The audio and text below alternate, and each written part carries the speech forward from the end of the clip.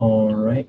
So here in the user accounts, under admin and user accounts, both of these test admin and test users, those are default accounts that are created, so you don't need to worry about those. Those are there so that we can get in, we can look around and help you troubleshoot if we need to. Other than that, we don't really touch it too much. This is your account up here, and that's how you logged in. So that's pretty straightforward. As far as, let's see, do you know what disease state you're going to be treating? Do I know? Sorry? Do you know what condition you're going to be treating? Condition hepatitis C. Hepatitis C, okay. So I'm going to create an account for hepatitis C, and the way that I'm creating it is using a designated naming structure that we've created here. And I have documentation on that, and I'll send that out to you. So I'm just going to create it and kind of briefly go over it. RYE is kind of your site name, so Reaching You Egypt. And so we're using RYE, and then I'm just going to put the condition, which is HCV. This password is going to be echo, just generic. You can log into iECHO and change the password if you'd like. Okay. And this role, I'm only going to have them as a standard video access user, because once I create this account, what happens is that it also creates a Zoom account. So anytime that you hold your HCV clinic, you're going to log in with this RYE HCV account. And the reason that we do that is just so that you never have to worry about either using your personal account, or if you have multiple meetings running at the same time, you don't want your Zoom account locked down to yourself and then kind of intermixing with the meeting that might occur. So this is always dedicated to the HCV sessions. You haven't initiated an international audio session for Egypt yet, right? I'm sorry? You didn't launch an international audio call for Egypt yet, right? I see Christina shaking her head no. Okay. No, we haven't. Took me a minute to unmute, but we haven't, nobody's launched anything yet for Egypt. Okay, so I created this account, and all of the information is kind of gone over in the documentation that I'll send you. But now you can use this account to host your HCV sessions. And you'll always want to use this when you're hosting an HCV session.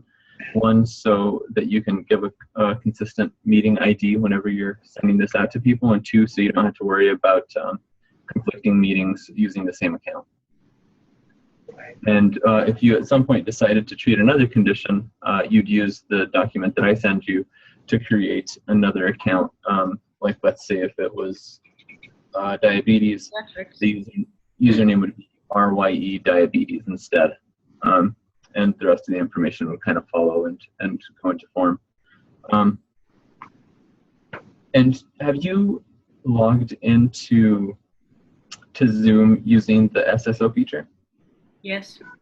Okay, great. So you know how to do that, but that's another thing that we send out so that you have some documentation so you understand what to do with it if you ever forget, or if you have a new person that needs to sign on.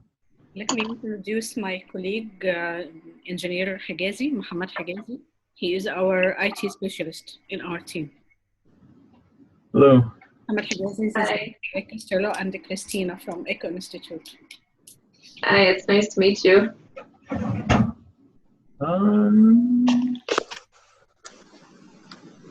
There we go. Hi there, are you hearing me? Hello. Yeah, we can hear you now. Okay. Hello, Eric. Hello, Christina. I'm very happy to meet you today. Hi, it's nice to meet you. So I was just... let me introduce myself. I'm Muhammad Higazi. I'm the system analyst of Reaching You project. I just joined the team recently. Dr. Kulsum invited me to join you in this session. to get some notes or about the iECHO system. Eric, sorry, Muhammad. Eric is now moving step by step how to use the iECHO after the problem was solved. Okay. Okay. So, great. So since you don't have any experience with the iECHO system, would you like me to go over everything in its entirety? Yes, please. Okay, great. So Mohammed, whenever you log in, this is what you'll see. I'm going to go from left to right and just go over each one of the tabs briefly, and then I'll create a user account for you at the end so you can get in and play around if you'd like to. I'm not sure who's going to be doing the administrative functions on your side. iECHO is primarily used for tracking attendance for clinic sessions, tracking the organizations that you work with, and tracking your contacts. So I don't know if you'll be using it, but it's definitely good for you to have a little bit of insight into how to use it. So the first thing I'm going to do is click here on health centers. And a health center is just an organization that you work with. So I mean, UNM Project ECHO could be a health center, or any one of the hospitals or groups that you function with could be a health center. What I'm going to do is come in here and create the ECHO Institute, because I know all of the information for us since I work here. When you're entering these institutions, it's really great to put as much information as you can. So I'm just going to enter this information really quickly.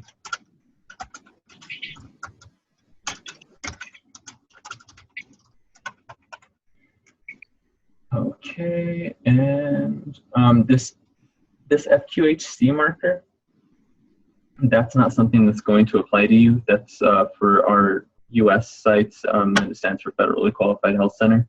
But I don't think you guys have something that's parallel to that, so it's a field that you can just leave checked as no.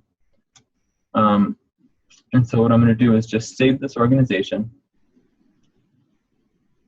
And now you see just a record of the organization I created. So this comes into play. I'm going to come over here to contacts. And I'm going to create a new contact. And if you notice, anytime you're going to create something new, it's always here in this top right corner. Yes. Yeah. So I'm going to create a new contact. And this health center, this is drawn from the database of entries that you have in your health centers. So the only one that we have in there right now is ECHO Institute. Once I type that, it auto-populates, and I'm just going to arrow down. And again, back to entering in as much information as possible. What happens is that the information for the health center is automatically drawn into the contact record. So all of that stuff from ECHO Institute is now my address, all of that information, so I have some sort of association and mailing address and such. Going to put in my own information.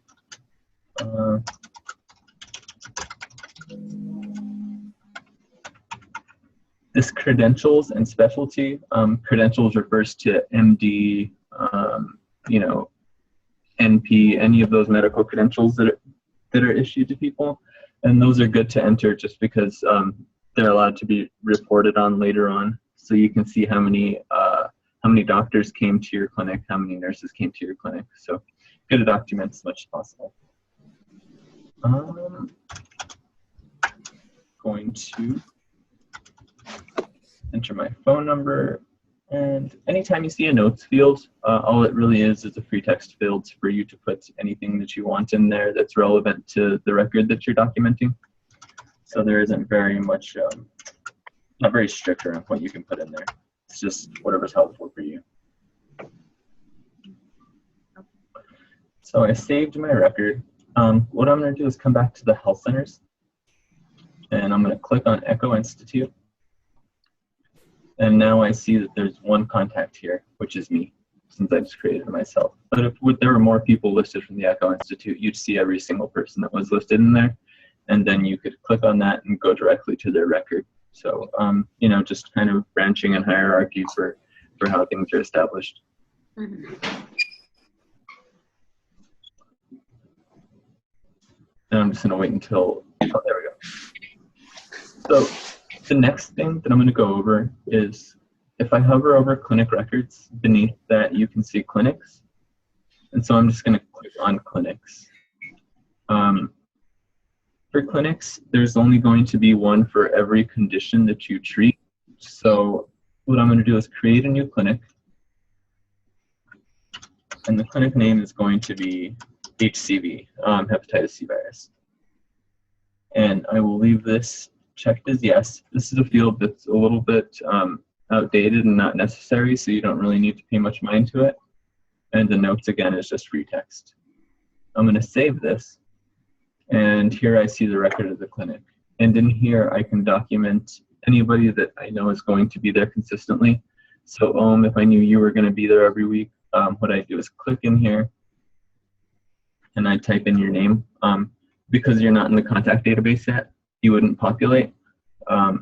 So in order for anybody to be documented, they need to be in the contacts database. And in order to be in the contact database, they need to have an attachment to a health center. Does that make sense? Yeah, I can't get this point. Would you please repeat it again? Sure. So let's say I typed in Christina Kudemeyer. Okay. If I try and save that, nothing populates because she is not in the database. She's not one of my list of contacts. Instead, if I type myself, going to start typing, I see myself populate. And then I'm just going to click on save. And then I see that one person's in there. So they have to be entered as a contact before they can be documented into a clinic session. So the clinic records is about the scheduling of meetings. Exactly. Clinic records is the scheduling of each individual session.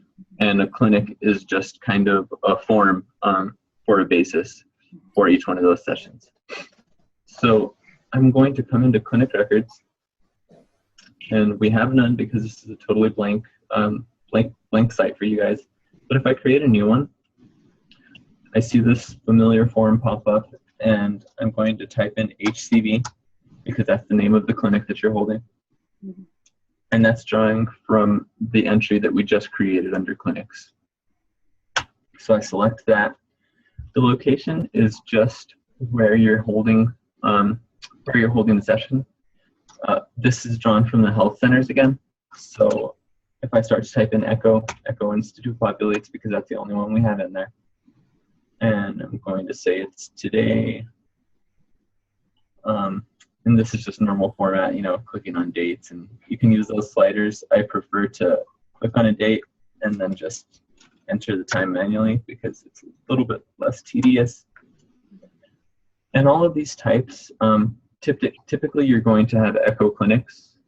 We have different designations for our training, grand rounds when doctor or other physicians go out and try and recruit people. When they're doing outreach, the same thing, or education. I think that you'll typically use echo clinic or training now.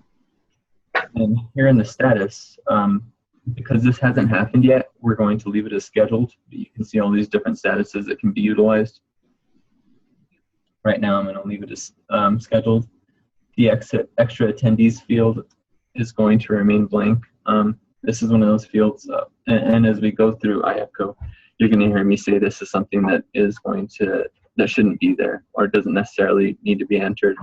And it's just because it's an older product and we're working on something new right now. So we're in a transition state where we recognize what's wrong with it, but we don't want to put too much effort into fixing something that's going to be kind of going away within 6 months to a year or whatever the time frame is.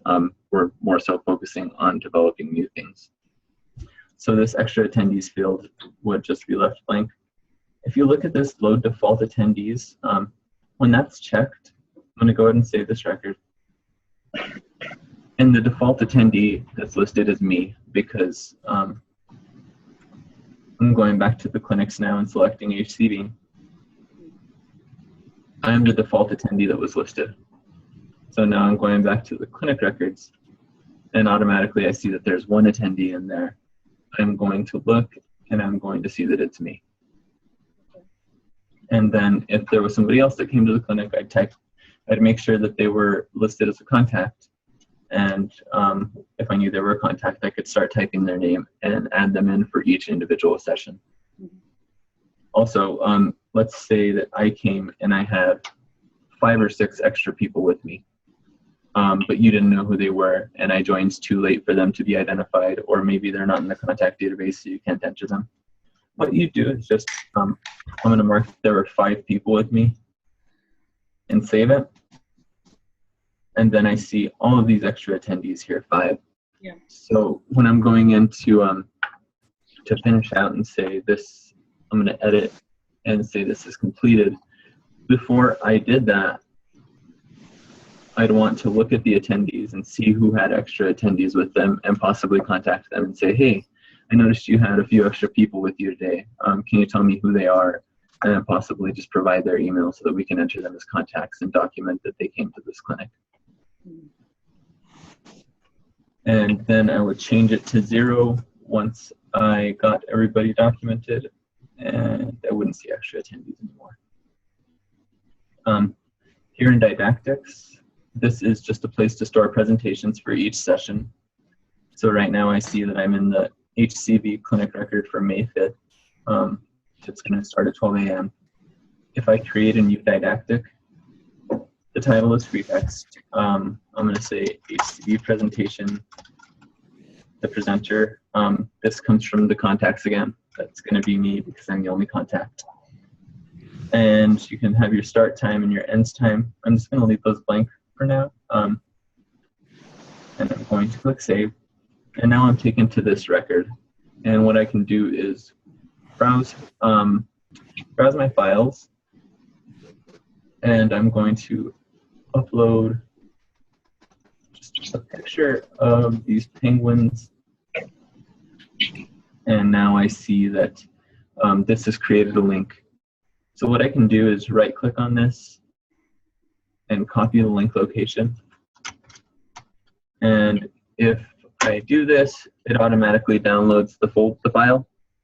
So this is helpful, like if you're sending out a mailing to all of your sites and you don't want to send an attachment because you're worried that it might get caught in their firewall. This is helpful because it actually just automatically downloads. It's a trusted source because it's coming from our university. It also kind of helps you get around size issues if you have a large PowerPoint presentation that could get caught in filters of different email systems. You kind of completely walk around that because it automatically downloads once you select the link. Okay. The other thing you can do is, let's say somebody sends you their presentation on Friday and you upload it and you send it out to everybody. But then they decide that they have a different presentation that they want uploaded. If you come into this didactic record and click on replace, you see this text pop up beside it. And now if I browse and select a different file, the link stays the same. So you've already sent this link out to everybody. The link stays the same, but the file will be replaced with the new file, so you don't have to worry about resending it to everybody. Does that make sense? Yeah. Okay, great. So I am going to click up here on this clinic record and go back. And this patient presentation is almost the exact same form. There's a little bit of a gray area there just because we don't have a way to give you de-identified patient numbers.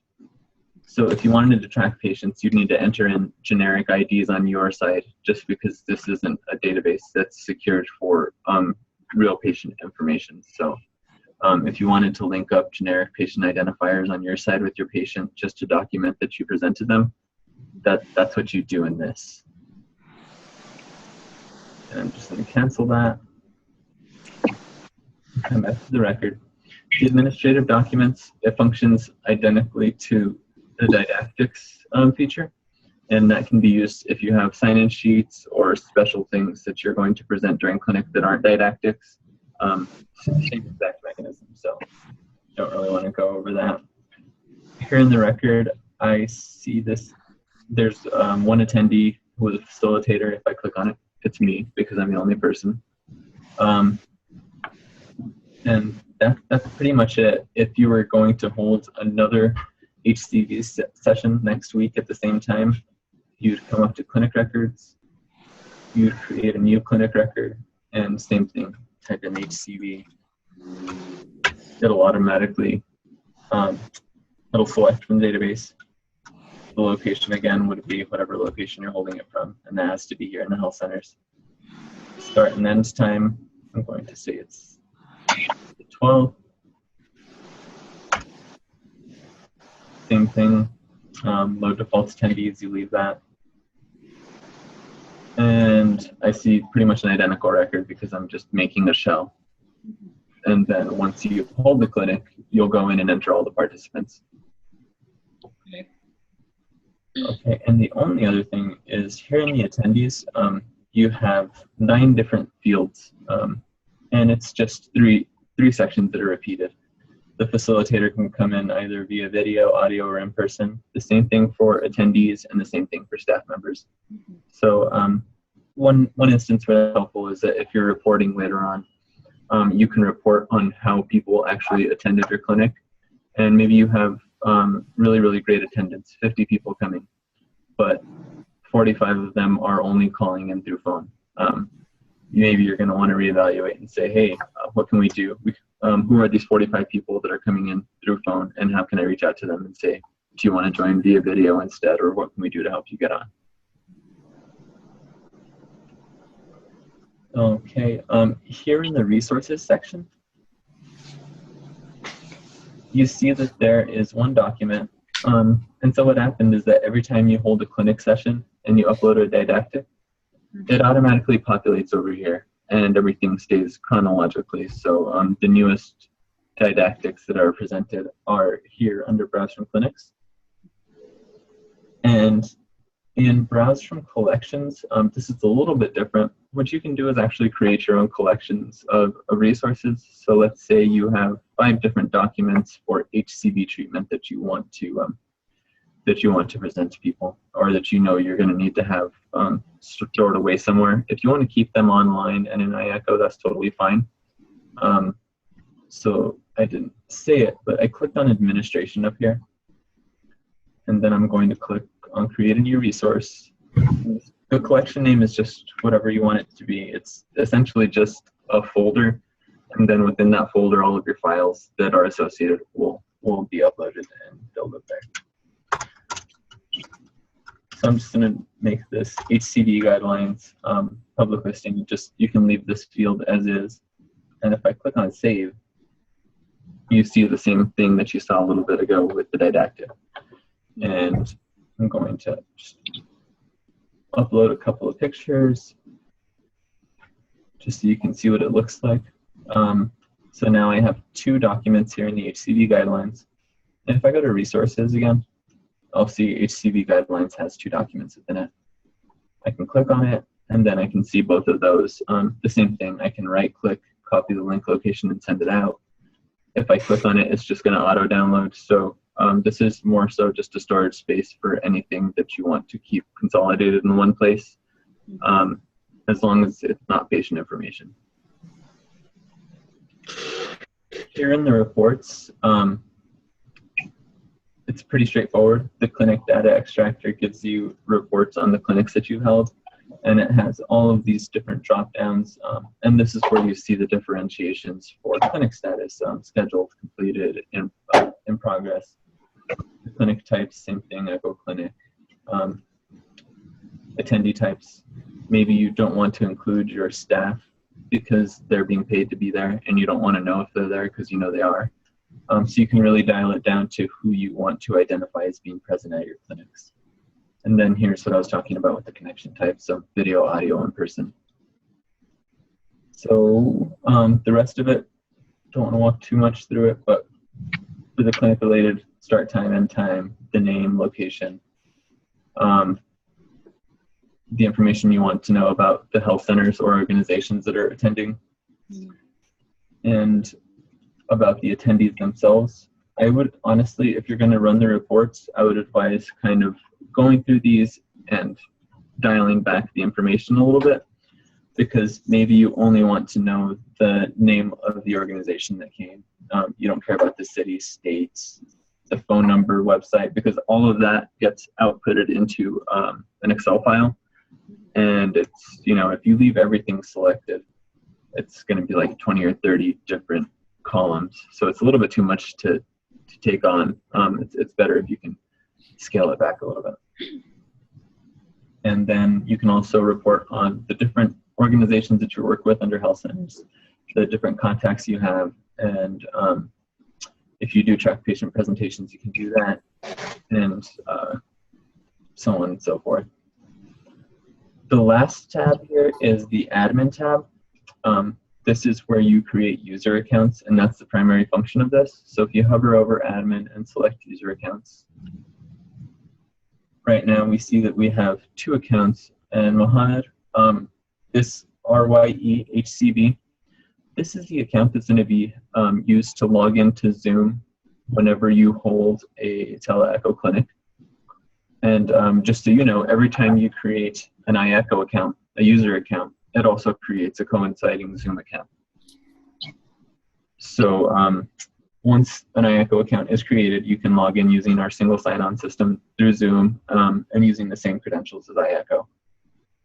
And like for these accounts for like specific tele-echo sessions, so like for the HCV clinic, you're going to have one. If you decided to hold diabetes clinic, you'd create a different account, RYE diabetes. And I told earlier on I have documentation, so you don't need to like think about that too much or try to grab onto it too much.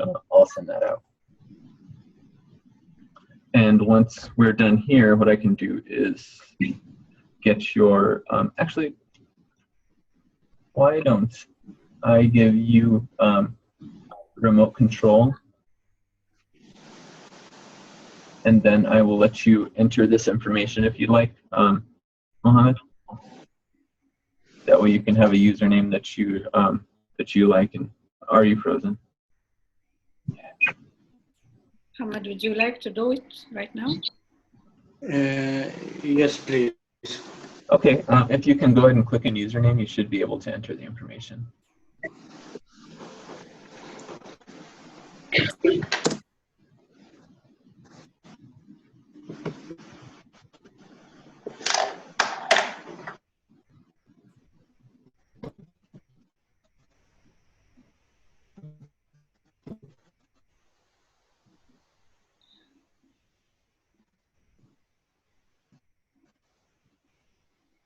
محمد هو عايزك تدخل الداتا بتاعتك تعرف تستخدمها.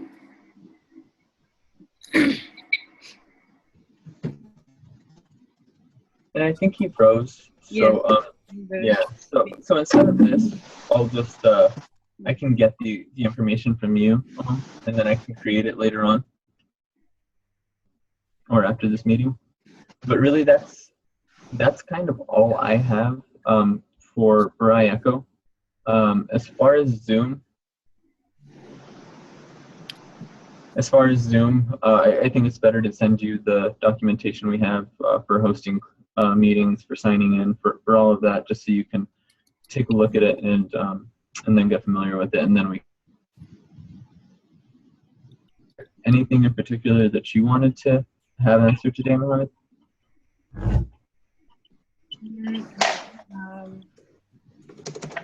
Like for the data, like the documents that are written in the resource, could it be shared with our clinics or clients? I'm sorry, can you repeat that? For the resources function. Mm-hmm. The resources. The documents that I upload with my clients or my clinics. Yeah, you could go ahead and share if you wanted to. You would have to create accounts for them though. But you could create the accounts and just give them a resource-only access. That way they can't have any other access to do anything in iECHO other than look at what you put up. I have to make an account for each one, for each clinic. If that's what you want to do. You also have the option to copy the link and send them the link through an email. Mhm. Mhm. Not directly shared through the system.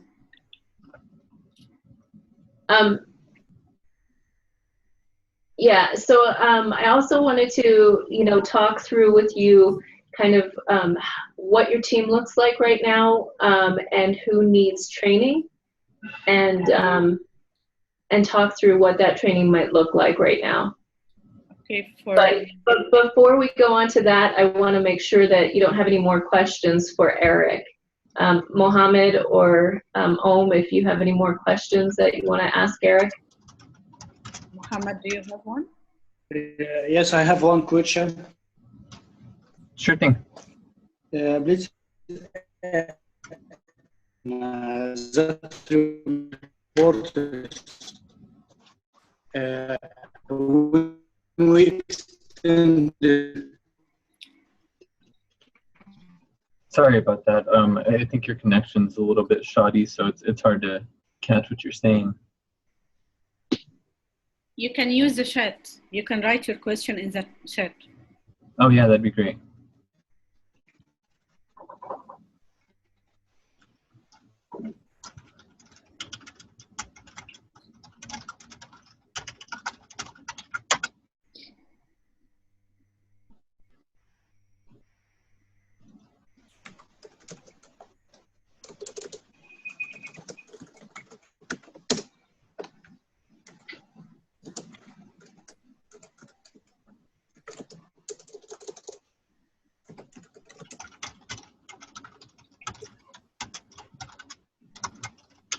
So, in the meantime, how are things going on your end? Do you want to give me a quick update? Yeah, we have extended our clinics to include cardiology and pediatrician. To include what? Cardiology. Okay. And pediatrics. Great. Yeah, we have different customers from the spokesperson, but we struggle with the retention. Okay. We have problem in their commitment. They may attend one session and then disappear and then reappear again after 1 month or so. Mm-hmm. So, if you have insights about it, it would be great. Yeah, I have actually a video that I can send you. I don't know if you were on the call when we did, because I know you've been attending a lot of our monthly partner sessions, and so we had one on spoke recruitment. Were you in on that one? Yes, I have no problem in the recruitment itself, but the retention and the commitment. Retention and commitment, okay. I want them to be regularly admit our session on our clinics, so I can track their progress and how they can get benefit from the sessions. Right. Okay. So, do you have you're actually you've launched your HCV clinic then, correct? Yeah. Okay. When did you launch your HCV clinic? In December. December. And so you have a curriculum that you're following, or? No, it depends mainly on the session, or sorry, on the cases that are presented by our spokes. Okay. So are you following the kind of same guidelines? So you're presenting cases, and are you also doing a didactic during the clinic as well? Yeah, didactic is run very randomly based on their question, some guidelines and some cases that are aroused in the public in Egypt, moving from Sofosbuvir to another drugs, from the treatment to the second, and so on. So based on their question, we may have some kind of discussion, not a regular or formed didactic session. Okay. Okay. So you know what might be helpful? I'm assuming that your clinics are your language is Arabic, right? Or is that correct? No, mixed English Arabic, because the medical education in Egypt is in English exclusively. Gotcha. Okay. So it would be really helpful for me to sit in on one of your clinics and do an observation.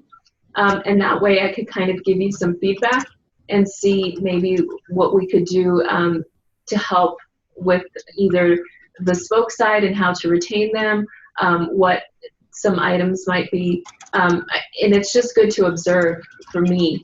That way I can better understand like how your clinic's running and where some of the gaps might be. And then I can also, I think, like I said, we could do some training for your team, which will be helpful for them as well. We can have them watch a mock clinic so they can actually see what one of our clinics looks like. And then we can talk through, are they already pretty familiar with Zoom and how to use Zoom and all of that? Yes, we use Zoom in our session since last December. Great. For Mohammed, I think there will be continuous dialogue between him and Eric for the IT section, for the training and so on. So I can give you his contact, his email and everything. So we can arrange a different session for training or what they will figure out to do. Right. We have two members of the core team, Yasmin and Dina. So it's you and who else? Yasmin and Yasmin. Yasmin. Right here. Yasmin. And Dina. Dina. Okay. I wrote it in the chat group. Yeah, I saw that. Thank you. So they are representing the core team for reaching. And what is Yasmin's role? Yasmin for the content. Content? So she's the content specialist? Yeah. And Dina for facilitating session. She's the facilitator, okay. And what is your role in the clinic? Helping in facilitating.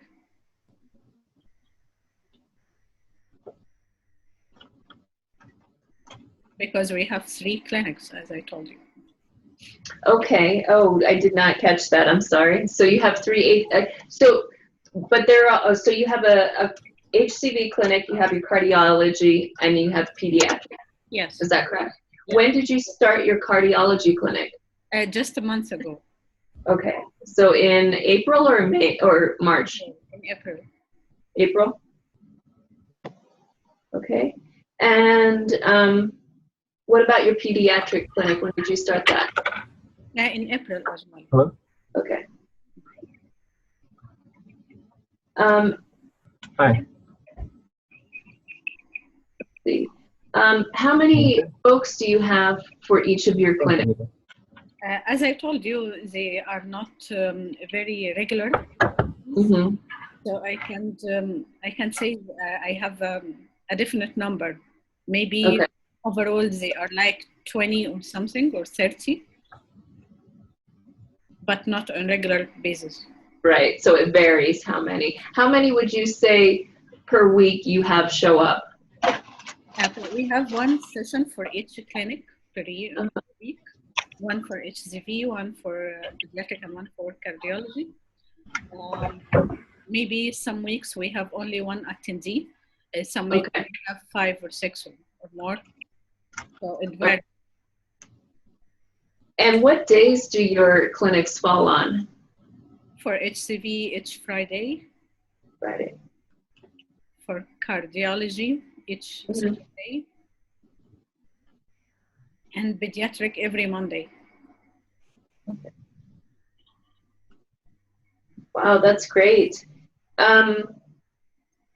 What else did I want to ask you? And so do you have different hub teams for each of those clinics, or is it the same group that hosts? The same group. Okay. And so, and Mohammed is your IT person that helps out with the clinics, or did he just started, correct? He just started like months ago. Okay. Trying to figure out how to the different software, how it works, and how to manage it. Okay.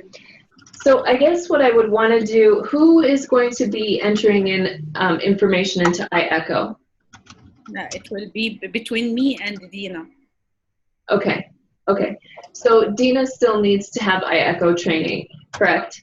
Yeah. Do you want Yasmin to understand iECHO at all, or she doesn't really need to have iECHO training? Maybe have some general idea about how it works. Okay. So what I'll do is I'll go ahead and set up some time with you or with them, however you want to do it, maybe even next week, depending on their schedules, because I know you guys are busy. But if we could do it next week would be better, because the following week I have training here, so I won't be able to do probably very much that week. So if we could set up something for next week, I could do an iECHO training with them. I would also like to show them a mock video, a video of a mock clinic, so that they could kind of see what that's like and the breakdown of it, and you know, what the facilitator's role is, what the other clinicians' roles are, and how they interact with the spokes. I think that would be helpful. Yeah. Okay. And then once we've done that, then I think it would be good to get everybody together and kind of talk about next steps.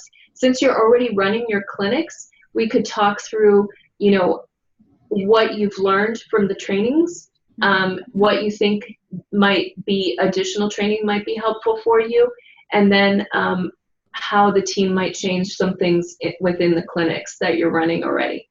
And then once we've done that, are you using the information that we have in Box as far as case presentations go? Yeah. I used some of the documents that are present in Box. Okay, great. Like for the pre and post assessment for the Okay. some of the videos that are shared for the bad case presentation and good case presentation, they are very useful resources. Great, wonderful. So that's kind of where I think we should start. I think getting training on iECHO, looking at a mock clinic together, and then discussing any questions that may come up from that, and seeing, you know, what we can do to, and I'll do an observation as well. So if you could send me, I don't know what the time difference is and how that'll work, but if you could send me an invite to any one of your clinics, that would be great. And I'll try and attend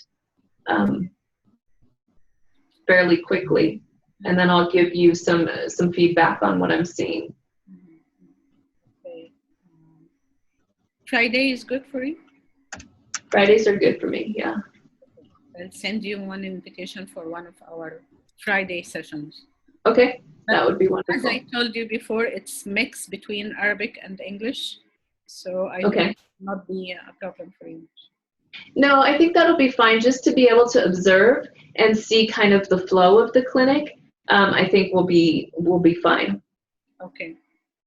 So the other thing, do you have any questions for me at this point? No, thank you. Okay.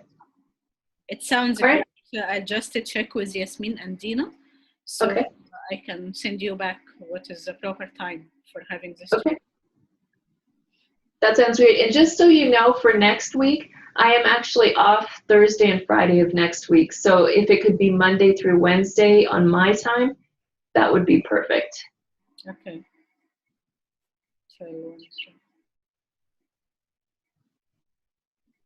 And this is very exciting. I'm excited to hear that you've launched 3 clinics already. That's very great.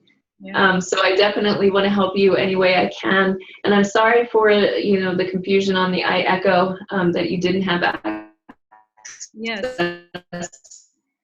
Until now. So Eric was able to get that for you, and give you a short training today. So I think Eric's still on the line. Do you have any more questions for Eric? No, thank you, Eric. I think Mohammed will be in touch with you for the next days. Great. It's nice to meet you. Thank you. Nice to meet you, Eric. Well, it was great to see you, and just let me know what will work for you and for Yasmin and Dana, and then we'll go from there. And Mohammed, it was very nice to meet you as well. I look forward to working with you. I think he is still struggling with the internet connection. Right. Okay. Okay, well, just keep in touch, and I will talk to you shortly then. Yeah, sure. Thank you. Thank you for your time. Thanks, Eric. Have a good day. Bye. You too. Bye-bye.